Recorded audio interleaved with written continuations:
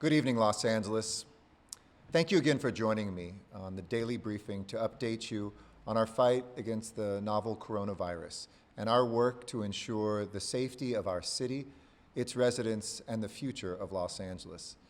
I want to say at the outset, many of you who reached out say, I don't live in the city of Los Angeles, and I want to assure you that the 88 mayors of every city in Los Angeles County are in regular contact, are enacting many of the same measures that I'm talking about for the city of Los Angeles, and I encourage you to talk to your local city hall, your local mayor and council members to see day to day what is being done where you live if you're not in the city of Los Angeles. And let me also reiterate my thanks to the entire Board of Supervisors and our chairwoman of the Board of Supervisors, Catherine Barger, who's been an amazing co-leader as we go through these uncharted waters together.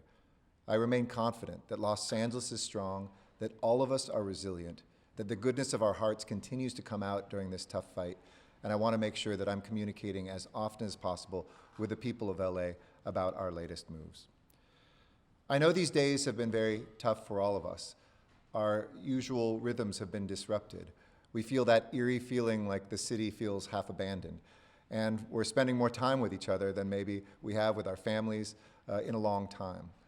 I want to reassure you that folks that I've talked to in other parts of the country and the world, there's a pace that will settle in. This will seem less abnormal. And the weeks that we have ahead of us, we will be able to settle in not only to our routine, but getting through this together. So stay strong, look out for each other, be kind to each other as we go through these things today. I want to give a special shout out to those folks who are working on the front lines. And by that I mean, of course, first and foremost, our healthcare workers who are already taxed even at the beginning of this crisis, to those first responders, to our grocery clerks and truck drivers, warehouse workers, restaurant workers that are making sure that we are fed, and to some of those critical folks who are caring for our children and others in these tough times. You are truly the heroes of this fight and will continue to be, and we are here to support you in every way that we can. I also want to thank all of the government workers, the cities and the cities of Los Angeles County, our Los Angeles County and school district employees who themselves stepped up to serve the public and feel it now more than ever that service to the public is something in our hearts and in our hands. Many of you have volunteered for new jobs, are asking what you can do to help, and members of the public who serve in an unpaid capacity as volunteers, members of neighborhood councils and boards and commissions.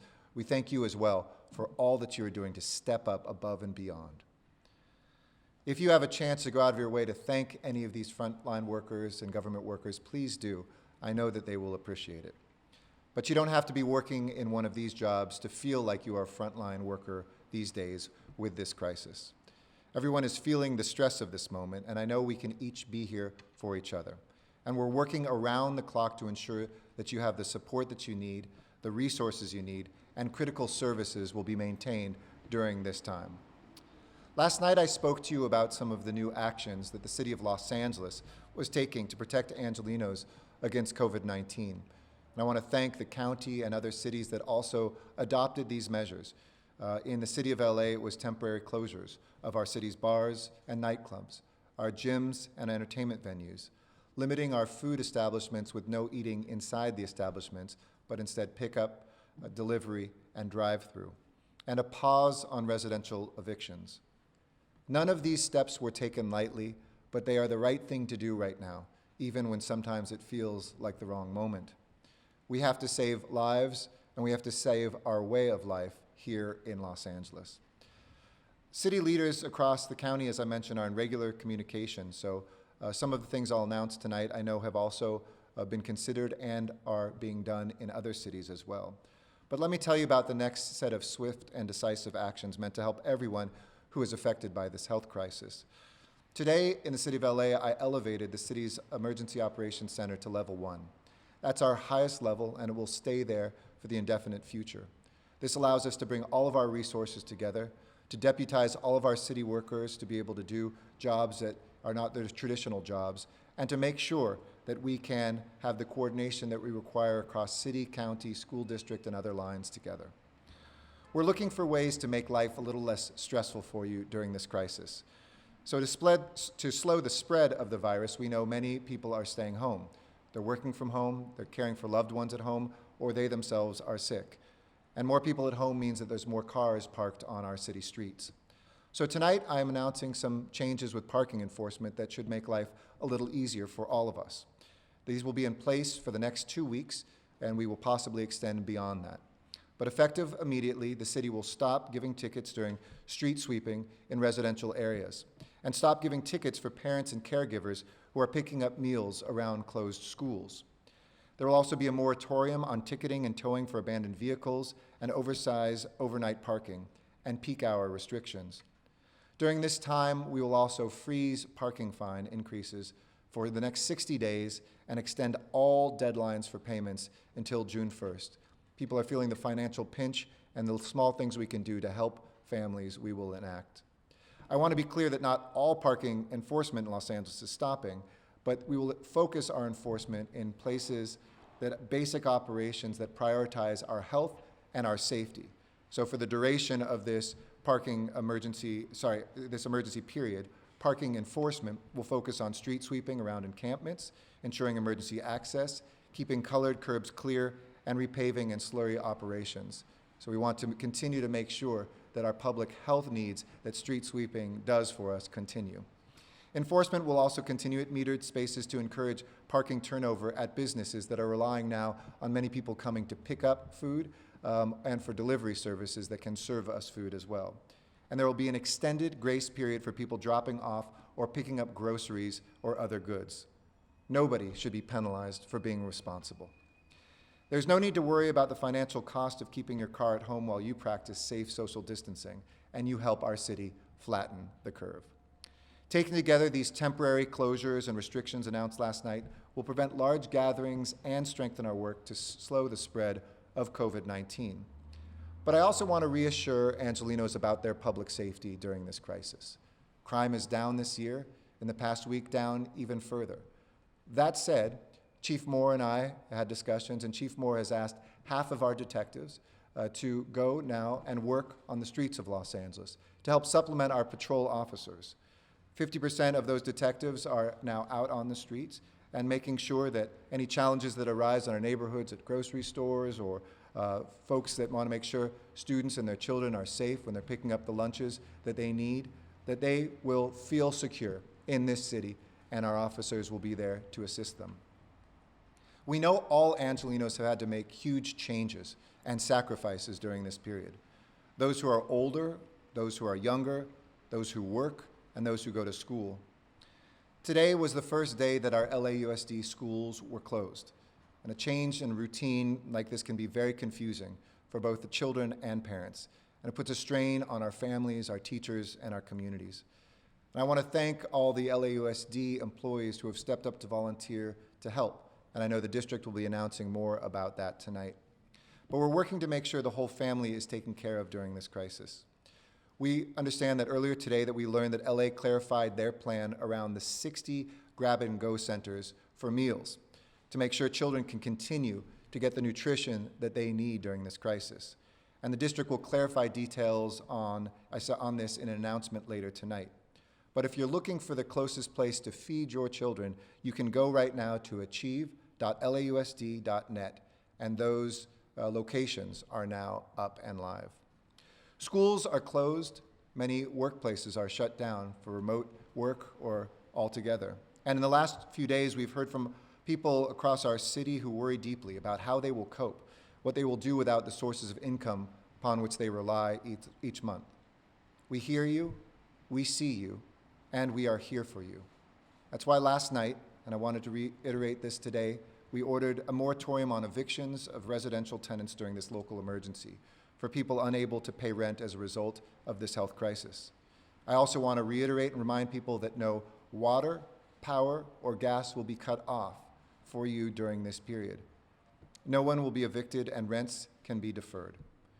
There's been also a tremendous amount of disinformation. I think everybody listening knows what I'm talking about. If I got one text, I got 100 from friends saying that they knew somebody who absolutely was going to confirm that the entire country was about to go into a state of martial law, or that, again, the port was being closed down, the city was going to cease to function, etc. We will have to make decisions in days ahead, but we will never do those in a secret way. I will always talk to you about what's coming the next day and the day after that, listen to our public health officials at the national and local and state levels to inform those decisions, so there will be no surprises. But I can certainly tell you, and I think many of you have checked this online, that those rumors about a national lockdown are not true today. And that's important for all of us to push back the misinformation, the fraud that many people are trying to exercise, financial fraud, testing fraud, and other things. As always, please check with official sources, lacity.org, lacounty.gov, of course, state website at ca.gov, and with our Centers for Disease Control. I want to also add a note on testing, and I thank the county, Supervisor Barger and Dr. Ferrer for their update today on the new cases and many elements of this. But this is a question that comes up a lot. Why can't I get a test? We can go through in future days, and you can certainly read plenty on why this nation was unprepared and did not have enough tests, and the heroic work that's being done here locally with private sector, with laboratories, led by LA County and our state and our governor to ensure that we have more tests, more testing labs, and more testing capability. That is arriving more every day and in the coming weeks. In the meantime, though, people are saying, I have symptoms, what should I do, and why can't I get a test? Those tests and the lab capacity to process them is being focused on three sets of individuals. First, our healthcare workers and first responders, who are at greatest risk, and we need to be out there in the field to help us with this crisis. Second, those who are the most vulnerable, our seniors and those with pre-existing conditions. And third, people with severe symptoms. When you don't fit into one of those three, it's unlikely today that a test is available. So what should you do? The advice is clear. Stay home, self-isolate, and make sure you're not coming into contact with other people. If you have extreme symptoms, that's the time to visit a hospital.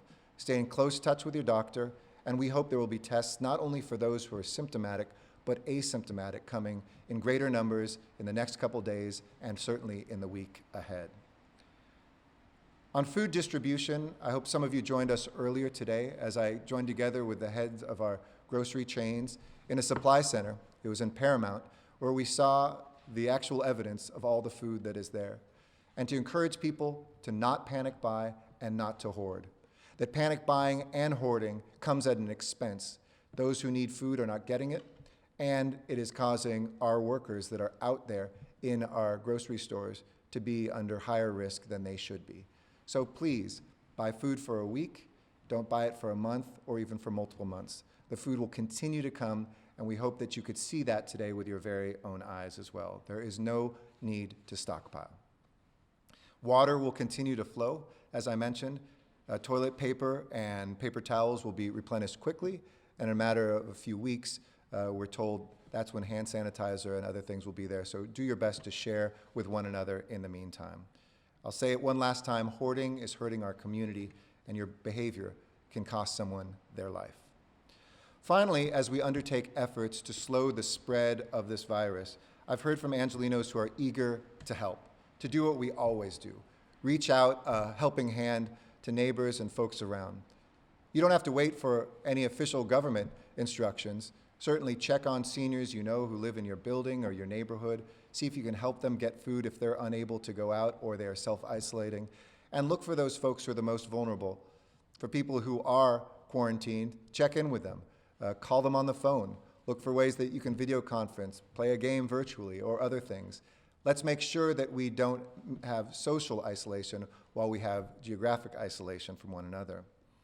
And to answer the call that we have out there for folks who want to go further, I mentioned last night our LA COVID-19 Crisis Fund, which is out there to support families, healthcare workers, unhoused neighbors, and to build our capacity to respond to this crisis with real-time research. I encourage you again to give what you can, and you can go to this fund at coronavirus.lacity.org. That's coronavirus.lacity.org. We raised tens of thousands of dollars in the first day. We want to continue that money coming if you have the means to do that, and we will make sure that money gets to the people that need it most and for the effort. that our frontline workers need for equipment and other things. We've seen the leadership of our philanthropic community and the generosity of our corporate giving.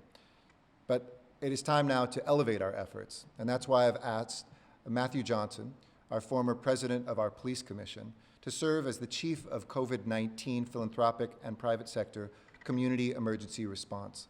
Whether that's donations, whether it's technical assistance, or whether it's research, Matt will help us oversee this throughout Los Angeles, mobilizing our business community to lead a process that ensures our city's corporate and philanthropic giving is strategic, well-informed, and effective in slowing the spread of COVID-19. As individuals, as communities, as a city, everybody's doing their part. And thank you from the bottom of my heart for your courage in these tough days. Thank you from the bottom of my heart for your loving of your fellow Angelenos during these tough days. We can and we will stop the spread of COVID-19 in Los Angeles.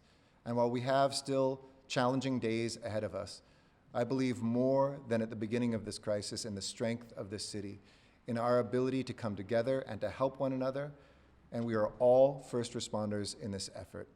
So thank you for your work to save lives in this critical period. Maintain that distance, make the right decisions, reach out to those in need, and we will get through this stronger than ever before. With that, I'm going to turn to questions from the media that are going to come over speakerphone. We're trying to do best practices here at City Hall, and I'm happy to answer those questions, and then I'll be giving some remarks as well in Spanish. We'll take questions. Thank you, sir. If you would like to ask a question, please signal by pressing *1 on your telephone keypad. And our first question comes from John Riccardi with the Los Angeles Magazine. Hi, John. Mayor, hello, Mayor. Regarding the closure of bars and restaurants and the restaurants doing takeout, et cetera, that you mentioned yesterday, are there any protocols for enforcement that is being followed? Essentially, who is being sure that what you've put in the emergency order is taking place? It's a good question about the enforcement, and we have our LAPD officers, as I mentioned, half of our detective squads and others supplementing our on-the-street presence. Our idea is not to take people to jail for violating these things, but to make sure people know what the order and what the law is. So we're asking Angelenos, if you see a bar that's open or a restaurant that's open, to please let us know, inform the city, and it's complaint-driven that we will then be able to go and ensure that those are indeed shut down. It isn't just on police, but of course our fire inspectors, DWP, who can literally cut off the water and power of a business if they are in violation of that. But we've had a great response so far, and we do not see, just anecdotally, so far anybody who's been violating that. Where we find those, we'll be happy to sit down with them, educate them, give them plenty of warning. We don't want this to be something where we bring down a heavy arm right away in a punitive way that lands people in jail. We just want people to do the right things and close those institutions. Thank you, sir. Again, that is *1 to ask a question. Next, we have Matthew Blake with The Real Deal. Hi. Hi, Mayor Garcetti. I had a question regarding Governor Gavin Newsom yesterday proposed the idea of putting some of the homeless in hotels, which are already being under-occupied right now. I wanted to see what you thought of this idea and whether the city is doing anything on its own right now about possibly giving hotel subsidies or vouchers to put some of the city's thousands of homeless people in these hotels for the time being. Absolutely, and thank you for the question. The city and the county of Los Angeles are already well practiced in this. We all the time give vouchers to folks to go into motels and hotels as they have even greater, lower rates of occupancy during this crisis. We see tremendous opportunities and really welcome the state who stepped up in a big way to help negotiate some of those, and we hope help fund some of them. We see a real opportunity to be able to have places where people can self-isolate if they have symptoms, if they're homeless. As many people have so articulately said, some people don't have a home to go home to. And so we're looking at that as well as our rec centers, potentially our schools, and other places that will be able to take folks who exhibit those symptoms who don't have homes. So we are ramping that up. We have put dollars aside, and we have vouchers available right now. We hope that that can be elevated up even more rapidly. We see in the city of Los Angeles, more than 30,000 homeless Angelenos, and in the county, nearly 60,000. So we need to make sure that we get as many of those as possible, and we welcome the state in helping us. It's a great idea. It builds on something we already do. And finally, where it's been tougher to master lease a motel in the past, we may see opportunities to take over the entire motel in some cases because occupancy is so low, help save that business, and do what's right for our homeless neighbors. Thank you, sir. Again, that is *1 to ask a question. Next, we have Najee Ali with Wave Newspaper. Mr. Mayor, thank you, sir, for your leadership. And the question for the Wave readership is, the mayor of San Francisco, along with other mayors back east, have implemented a curfew in their respective cities. Is that something that you're considering for the city of Los Angeles at some point? And if so, what will be the determining factor, sir? Thank you. Thank you. I know New Jersey has done that. I'm not considering a curfew in the city of Los Angeles at present. Nighttime, I don't see that as being a problem. This is not something in which we've had the breakdown of social mores or people out there looting. That seems to be something that's an answer for a different sort of emergency. And it's less that people can't move at nighttime than where they were going that we needed to stop. And that's why we had to make the difficult decision with movie theaters, nightclubs, entertainment venues, our bars, and of course dining in to shut those down, both in the daytime and at nighttime. So at present, absolutely not. I would only consider that if there's some sort of threats to public safety or if public health officials who have not given me any indications that that is something they recommend. We asked that point blank of our county Department of Public Health today, and they did not recommend that. So short of that, we will not be looking at that. All right, thank you. Again, that is *1 to ask a question. Next, we have Francine Kiefer with the Christian Science Monitor. Hi, Francine. Are you there, Francine? Francine, make sure your line's not muted. Hello, can you hear me now? Yeah, now we can hear you. You're there. Right. I'd like to ask whether some of the temporary measures that might be taken to house the homeless could somehow turn into a longer-term fix or add to the solution for dealing with LA's homeless problem. Absolutely. I've said never let a crisis go to waste. And we've been begging Washington for more money. We've been negotiating with Sacramento, who stepped up with more, but we've asked for even more than that. And whatever resources we get in at this moment to deal with this coronavirus crisis, if we bring people indoors, my goal is if they get indoors, what can we do to keep them indoors? Put them in bridge housing, transitional housing, and permanent housing. So it's been tough. LAHSA, our Homeless Services Authority, is doing everything it can right now to identify folks and to reach out to people who are living on our streets to make sure they know what symptoms of COVID-19 are and that we can get them help. But as we have the potential of moving people, whether it's into hotels and motels, into rec centers and other places, as that funding comes forward, we would love to have an exit strategy. It's too early for that because it's a huge logistical undertaking to get them indoors first. But that would be my ideal, and my strong message to both Sacramento and Washington is let's not just plan for the next couple of weeks, let's plan for the next couple of years and see if this is one of the things that can help us turn the tide. We're housing almost double the number of people that we were each day as 4 years ago. 133 people in LA County a day are being housed out of homelessness, but 150 before this crisis were becoming homeless each day. If we could just change that by 18, we would be on our way down on homelessness. And this is a real opportunity. And that's why I'm very excited and very reassured that the governor is stepping up to take those state dollars potentially and help us in a more aggressive way based on the public health aspect, but that can help us long term because we know homelessness is a public health disaster, not just because of COVID-19, but because of so many other issues as well. Thank you. Again, that is *1 to ask a question. Next, we have David John Anger with Los Angeles Times. Hi, can you hear me? Yes, we can hear you great. Go ahead. Great. I was wanting to ask about the large number of city workers who are still going into work and whether there are any concerns about that conflicting with the social distancing policy. You know, many of the buildings that they go to work in, the only way to get to their office is in elevators, and if you've been in the elevators at City Hall and City Hall East and many of the other buildings like Figueroa Plaza, it's almost inevitable that the people are going to come within close contact. And I was wondering how that's being addressed. Absolutely. Well, there's two levels of social distancing. It's the ongoing 10 minutes worth of being 6 feet or less that Dr. Freire and others say is really where the threat is. So it's not those momentary things that folks have. But that secondary level does have, while a lower, some threat. We will be putting out guidance tomorrow for our city employees, many of whom we've already looked at who have needed to telecommute.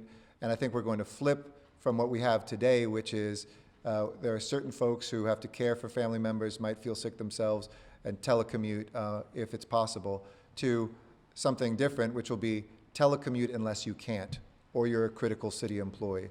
That, I think, will address that. We'll have many more city employees that won't be in those city work environments, where we are practicing that spacing in their workplaces. I won't even have those momentary interactions as well. So we'll have guidance out on that tomorrow. I know that's something that the County of Los Angeles also put out some guidance on today. And we're making a list of who are the critical city employees. For instance, right now, we want to keep our economy going. We want to keep construction workers on work sites as soon as it stops raining. So we are looking at continuing to be able to issue permits, being able to do all of the land use responsibilities, and how we can best do that without having to do that at public counters. Today, those have been opened. Those are restricted under the regulations I put forward of no more than 50 people in a building at a time in those spaces.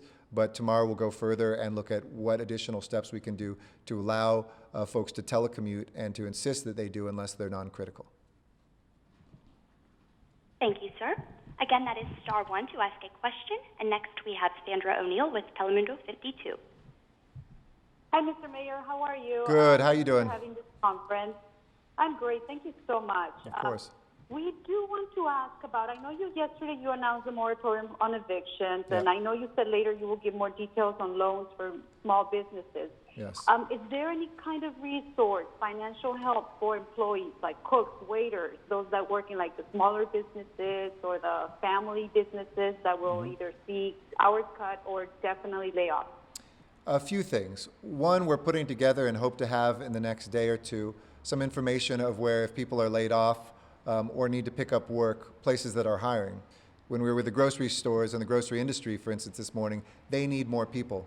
And it's perfect for somebody who's been a food handler, for instance, to be able to go and do that work right away. And so we're going to try to match, as we did after the financial crisis in 2008, through our city work source centers, those folks who are displaced with those folks that need workers. Second, we hope that the Congress will pass soon the assistance for workers. If it mirrors some of the things we saw in 2008 and 2009, that will give us even more ability to directly give grants to workers who are displaced or who have shortened hours. Third, we are looking at ways that we can help employers directly, which helps employees. And let me tell you how. When we're able to give $3,000, $4,000, $5,000 bridge loan to a company or to a small business, they can use that to make their payroll, to continue paying their employees, even if some of them are home on sick leave under what we hope will be the new federal regulations. And then finally, I would say again, at coronavirus.lacity.org, we're accepting donations for that exact fund as well, to assist people, to give grants. We hope to get some of that money out as early as this week, but certainly by the beginning of next week. And together with the United Way, California Community Foundation, and others, to pool those resources to help workers now. So of course, we're helping on the rent side with no evictions, helping on the utility side with making sure that water and power isn't cut off, but we hope to be able to have some cash assistance as well. One final note, the mayors of California have been pressing for state action in this area. One great idea from the mayor of Stockton, California, was folks who earn their earned income tax credit, which is a couple $1,000s from the state.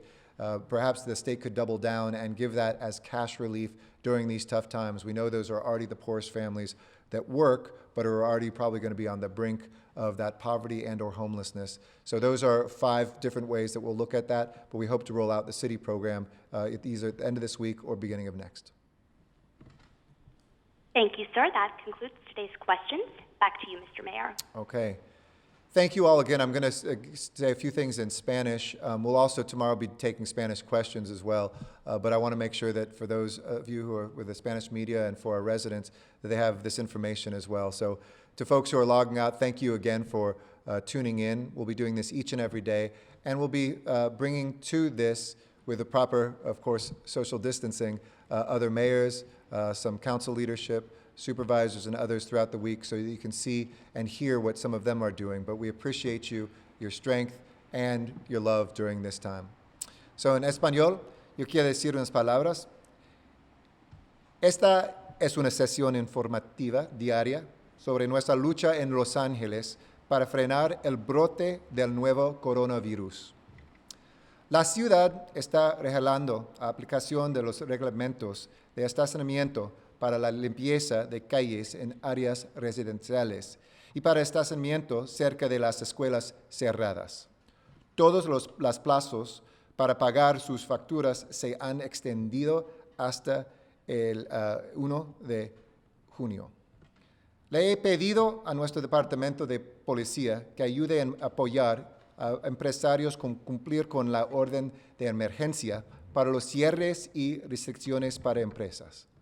Hoy también fue el primer día en que nuestras escuelas del Distrito Escolar Unificado de Los Ángeles fueron cerradas. Empezando el miércoles, el Distrito Escolar Unificado de Los Ángeles abrirá 60 centros en escuelas del distrito.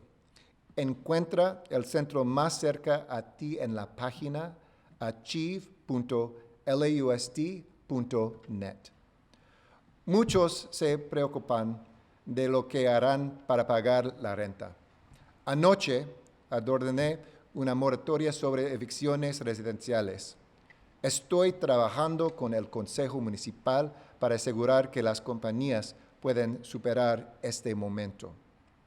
Finalmente, he oído de angelinos que quieren ayudar y hemos establecido el Fondo de Los Ángeles para la crisis de COVID-19. Les alento que den lo que pueden a este fondo a lamayorsfund.org/COVID-19.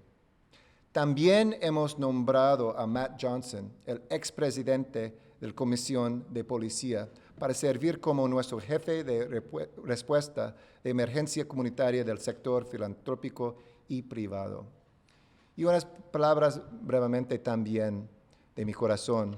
Yo quiero dar gracias a los trabajadores, especialmente los trabajadores médicos, los oficiales y bomberos, a los trabajadores en nuestros warehouses, en los mercados, las personas que están trayéndonos nuestra comida, luchando contra este virus, y especialmente los trabajadores en gobierno.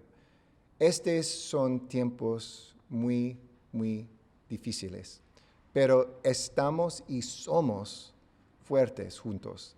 Y cada día yo puedo ver actos de amistad, actos de amor, y Los Ángeles continuará como una ciudad de mucho, mucho apoyo, ayuda y esperanza. Este es mi mensaje no solamente a la comunidad aquí en Los Ángeles, pero juntos nosotros ganaremos esta lucha. Y gracias por hacer tu parte. Thank you all so much, Los Angeles. I look forward to talking to you tomorrow. Continue to keep that social space and continue to do your part. Let us know where you see gaps and what we can do, and be kind to each other. Look out for one another. We will get through this together. Thank you, and God bless you.